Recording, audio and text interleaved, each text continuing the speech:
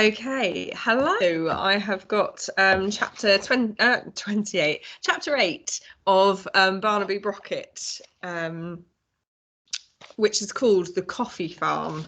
So do we remember what happened last time? Last time he had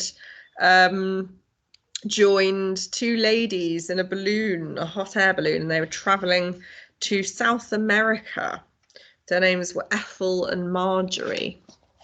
So when Barnaby woke, he was surprised to find himself lying in a comfortable bed with a warm blanket spread across his body, two fluffy pillows under his head, and a garden hose wrapped around the entire thing to keep him from rising to the ceiling, where a fan with 4 rotary blades was threatening to turn him into mincemeat. He sat up carefully, held onto the sheets, and looked out of the window.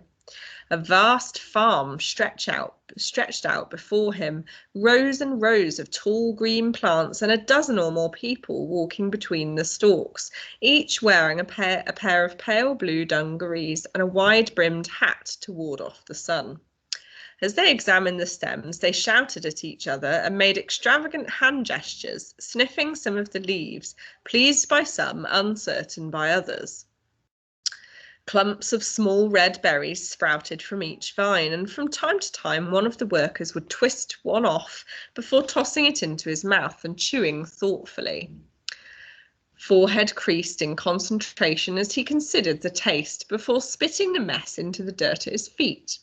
Barnaby couldn't believe that he had slept through the balloon landing and the journey to the farm, and was beginning to feel a little uncertain of where exactly he was, when the door was flung open and 2 ladies charged into the room.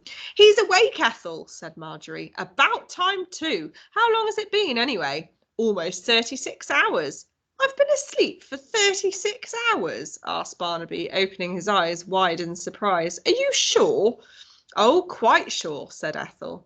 "There was no waking you, despite the fact that we came down with an almighty thud, which, by the way, accounts for that bump on your forehead, in case you're wondering." Barnaby reached up and felt the tenderness just above his right eye. "Ow!" he said. "Well, floating up into the sky will take it out of you, so it's no wonder you were tired," said Marjorie. "When we landed, we thought we'd better bring you here until you decide what you want to do next.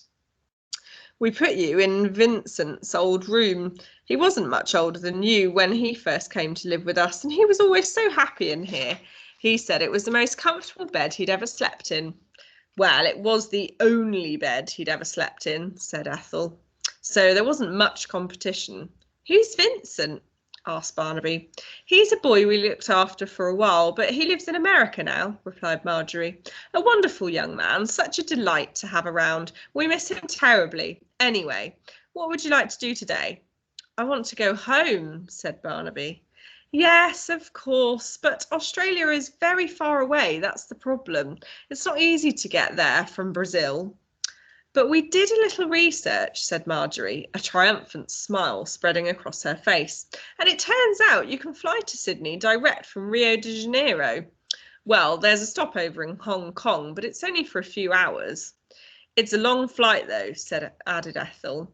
"Do you think you can manage it?" "I'll have to," said Barnaby, pleased to think that he would have a trip in an aeroplane to add to his hot air balloon journey. "Is the airport far from here?" "A few thousand miles. You'll need to take a train.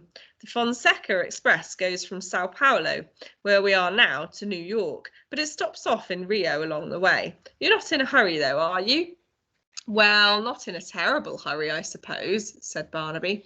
"Good, because we've checked with the airline and there isn't a seat available until the end of the week. You can stay here until then if you like." Barnaby nodded. The 2 ladies were being kind enough to offer him not only a ticket back to Australia, but free food and board.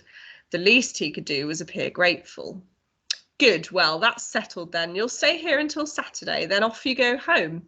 We might even have a little party in your honour before you leave. In the meantime, you might as well enjoy your time here. Do you know much about Brazil?" "Nothing at all," said Barnaby, shaking his head. "We haven't studied South America in geography class yet." "I've always said that young people should know as much about foreign countries as they possibly can," said Marjorie, nodding her head wisely, "just in case they get thrown out of home. Or run away, said Ethel. Or float away, said Marjorie, smiling at her, and Ethel burst out laughing. And they jumped in the air and high-fived each other, which was something that Barnaby had never seen two elderly ladies do before. Of course, we didn't know anything at all about Brazil when we first got here, she added. But once our families decided they didn't want anything to do with us, we wanted to get as far away from them as possible. As we both liked coffee, said Ethel. Loved coffee, corrected Marjorie. So we thought what fun it would be to start our own coffee farm here in Brazil on this very plantation. And we've been here for, how long has it been, Ethel? Almost 40 years. Has it been that long? It has, yes. It's hard to believe, isn't it? Well, we've been so happy, replied Ethel, and the two ladies smiled at each other and had a little hug. Barnaby noticed that they were holding hands, which was another curious thing, but they seemed to be doing it without even noticing. He couldn't remember the last time he'd seen his father and mother holding hands.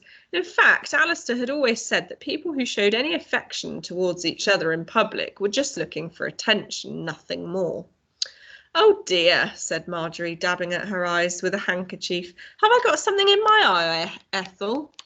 Let me have a look, dear. Oh, yes, you do. Just a moment. Hold still now. Oh, be careful. You know how I hate people touching my eyes. Don't be such a goose. There, it's all gone. Better? Much better, thank you. You're a lifesaver. Now, Barnaby, you must be hungry. Would you like some breakfast? A short time later, Barnaby was seated in the kitchen with an extraordinary amount of food spread out before him. There were eggs cooked in every possible way, sausages, strips of bacon and piles of hash browns, bowls filled with chilies and peppers, plates overflowing with roasted mushrooms and fried onions.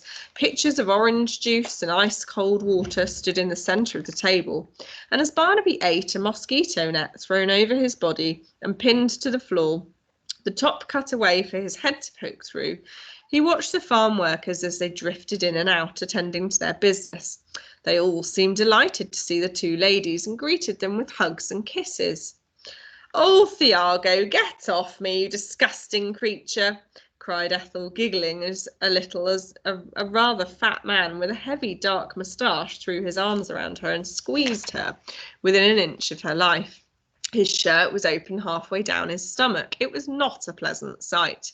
Ah, Miss Ethel, he said, smiling in such a way that just his eyebrows pointed downwards and ends of his moustache stretched upwards, so the two almost met. It hasn't been the same here without you. You must never leave us again. He wagged a finger in the air and his tone became half mocking, half serious. The trouble there has been since you went away. Now, you know perfectly well that every so often Marjorie and I need a break, said Ethel. We'd go mad if we didn't take one of our ballooning holidays, but yes, I've heard about what's been going on, and I'm very angry with you, Thiago, very angry indeed. I would have expected a little more kindness and understanding on your part. Barnaby frowned. For someone who was very angry indeed, Ethel didn't sound annoyed, although she did sound a little disappointed. Ah, said Thiago, shaking his head and turning away his face, showing a mixed expression of sorrow and pain. We will not talk of it now, but I see you brought a little surprise home with you. He walked over to Barnaby and looked him up and down. Who is this? This is Barnaby Brocket, said Marjorie. He's staying with us for the rest of this week. He's trying to get home to Australia. He's inside a mosquito net. He floats, she explained. The poor boy can't keep his feet on the ground for more than a couple of seconds. Thiago chewed on the inside of his lips as he thought about this, then threw his arms in the air as if to suggest that it took all sorts to make a world.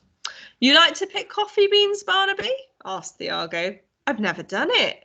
You like football? Yes, but only to watch. If I try to play, I float away. Well, what do you like to do then? Barnaby thought about it. I like to read, he said. I like books. Oh dear, said Marjorie, looking a little embarrassed. I don't think we have any books in the house, not English ones. Anyway, they're all in Portuguese. Can you read Portuguese? No, said Barnaby, shaking his head. Then I don't think we have anything for you, I'm afraid.